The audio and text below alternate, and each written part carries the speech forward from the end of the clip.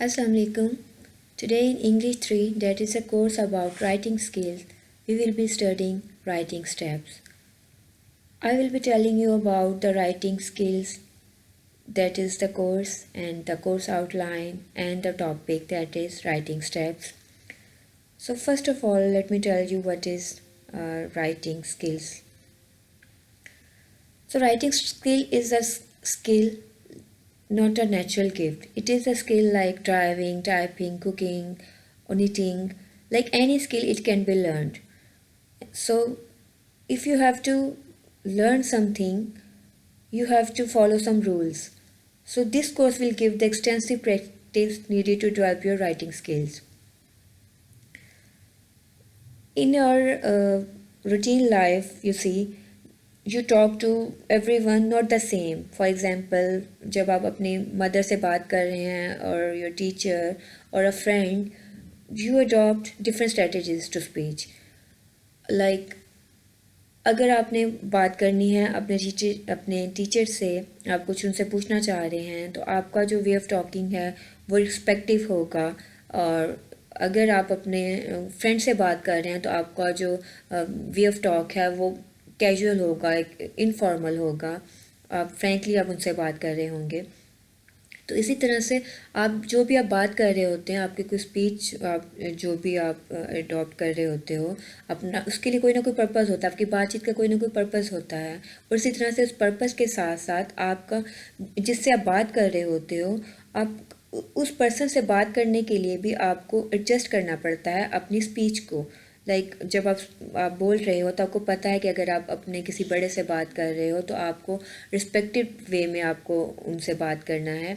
और अगर आपका कोई एज फेलो है या आपसे कोई छोटा है तो आपने उनसे थोड़ा फ्रैंकली आप बात कर सकते हो, इनफॉर्मल वे में भी आप बात कर सकते हो.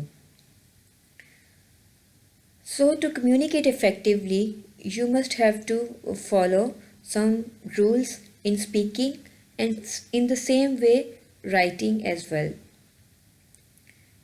आपको जो है अपने पर्पस को और अपनी ऑडियंस को जो है आप उनको अपना देखना होता है कि आपका पर्पस क्या है बात करने का, और आपका जो ऑडियंस है जिससे आप बात कर रहे हो वो कौन है. अब इसी तरह से जब आप राइटिंग स्किल में आते हैं तो राइटिंग में भी आपको कुछ चीज़ों को फॉलो करना होता है. आपको देखना होता है कि आप राइट कर रहे हैं तो आप किस किस टॉपिक पे राइट कर रहे हैं आप, और किन चीज़ों के बारे में आपने डिस्कशन करना है, आपका ऑडियंस कौन है. तो इन सब चीज़ों को जो है हम इसमें स्टडी करेंगे राइटिंग स्किल्स में, कि हम किस किस तरह की राइटिंग के लिए जो है और किस किस तरह से जो है हम इसको जो है राइटिंग को जो है उसकी स्किल को जो है हम उसको इम्प्रूव कर सकते हैं डिफरेंट स्ट्रेटजीज़ को, डिफरेंट टेक्निक्स को अडॉप्ट करते हुए. तो पहले हम देखते हैं कि हमने इस कोर्स में पढ़ना क्या है. So the course includes the writing steps, that is our today's topic. Then 7 C's in writing, then application writing or office letter, then essential parts are their non-essential format, and then the body of application that includes direct and indirect approach, formation of a CV and resume writing, essay writing and types. Then there is report writing and steps of report writing. ये सारे जो आपने topics देखे ये सब आपका writing skills जो course है इंग्लिश 3 में ये उसका पार्ट है. और आज का हमारा टॉपिक जो है वो राइटिंग स्टेप से रेलिवेंट है कि जो राइटिंग हम करते हैं उसमें क्या क्या स्टेप्स हैं जो हमें अडॉप्ट करने होते हैं एक अच्छी राइटिंग के लिए. So writing is a process that involves the following steps.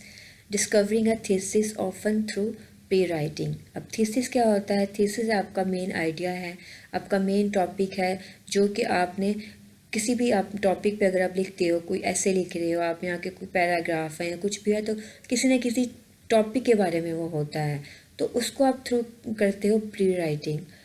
Then organizing the thesis and supporting material and writing it out in drafting. अब प्री राइटिंग के बाद जो स्टेज आती है वो ड्राफ्टिंग की आती है कि आपने जो थीसिस को ऑर्गेनाइज़ किया है, डेवलप किया है इसको, उसके साथ आपने उसके आर्ग्यूमेंट आपने इसको सपोर्ट करने के लिए जो किए हैं उस सब को आपने किस तरह से आपने अरेंज करना है through drafting. Then revising and then editing, तब आप रिवाइज़ करते हो, सबको पढ़ना है आपने, रिवाइज़ करना है कि इसमें कुछ मिस्टेक्स तो नहीं है। देन आप एडिट करते हो। एडिटिंग का जो स्टेज है उसमें क्या होता है कि आपने उसमें जो कुछ मिस्टेक्स हैं या आपने कुछ सीक्वेंस में कुछ प्रॉब्लम आ रही है तो उसको आप ऊपर नीचे करके आप उसको प्रॉपर कर सकते हो। जो आपको इरेलीवेंट डाटा लग रहा होता है आप उसको रिमूव कर सकते हो। तो ये एडिटिंग की थर्ड पे स्टेज आती है। Carefully to ensure an effective error free ऐसे। सो आपने अगर एडिटिंग कर लिया तो आप इसको मेक श्योर कर लेते हो कि आपने जो भी लिखा है वो इफ़ेक्टिव है और उसमें कोई गलती नहीं है। Then the fourth stage is publishing. तो पब्लिशिंग क्या है, आपने जो भी लिखा है आपने उसको पब्लिश कर देना है, चाहे आप उसको राइटिंग उसको फाइनलाइज करके उसको अपना एक असाइनमेंट की शेप दे सकते हो, या आप अगर आपने उसको कोई आर्टिकल है या कोई ऐसे है आप उसको पब्लिश करवाना चाहते हैं, आप उसको उस तरह से आप उसको पब्लिश करने के लिए दे सकते हैं।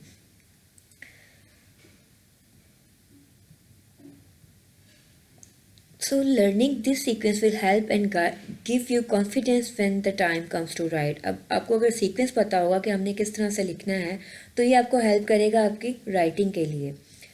इसमें जो फर्स्ट स्टेज है हमारी, आज हम उसी को डिस्कस करेंगे क्योंकि इस फर्स्ट स्टेज में हमारे पास जो है बहुत ज़्यादा जो है स्टेप्स फर्दर हैं जो कि टेक्निक्स कहलाएंगी। उन टेक्निक्स को फॉलो करते हुए हम प्री राइटिंग का जो स्टेज है हम उसको फुलफ़िल करेंगे।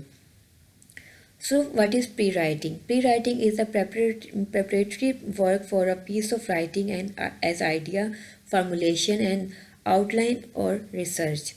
अब आपने जब कुछ भी आपने लिखना है तो उसके लिए एक जो स्टार्टिंग जो शुरुआत का काम है आपका राइटिंग का वो होता है प्री राइटिंग। कि आपने आइडिया को उसमें डेवलप करना है, आपने उसकी एक आउटलाइन बनानी है, आपने जो भी आपका काम है उसके बारे में आपने रिसर्च करनी है किसी भी टॉपिक को लेकर। अगर आप ऐसे को ले लें, आपने एक ऐसे लिखना है, आप कोई भी टॉपिक आपको पता होगा ये टॉपिक इस टॉपिक पे हमने ऐसे लिखना है तो आप उसके लिए कुछ आइडियाज़ आप डेवलप करोगे, उसको आप लिखोगे कि मुझे क्या क्या चीज़ें इसमें डिस्कस करनी है, मुझे किस तरह से कौन कौन सी जो मेरी हेडिंग होंगी, कौन सी जो चीज़ें हैं जो कि जिन हेडिंग्स को फॉलो करते हुए मैंने लिखना है।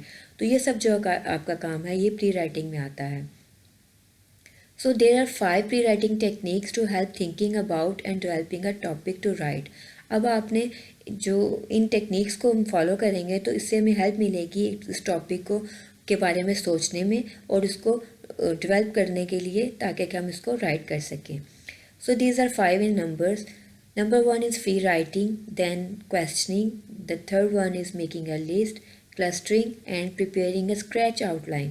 These techniques help you think about and create material, and they are a central part of the writing process. अब प्री राइटिंग में है जो आपको पहले बताया मैंने कि प्री राइटिंग जो पार्ट है आपकी राइटिंग जो स्टेप्स हैं उसका फर्स्ट स्टेप है। ठीक है, पहले आपको बताया कि प्री राइटिंग है, प्री राइटिंग आएगा, उसके बाद आपने उसको जो है राइट किया, आपने ड्राफ्टिंग किया, एडिटिंग की, कुछ मिस्टेक्स हुई उसको आपने फाइनलाइज किया, उसके बाद आपने पब्लिशिंग कर दी। तो इसमें जो सबसे फर्स्ट स्टेप है हमारा प्री राइटिंग, उसमें भी 5 टेक्निक्स हैं जिसको कि मैंने आपको बताया। इन 5 टेक्निक्स को हम जो है फर्दर जो है डिटेल में पढ़ेंगे जिससे कि हमें पता चलेगा कि प्री राइटिंग करने के लिए हमें किन किन चीज़ों को जो है फॉलो करना है।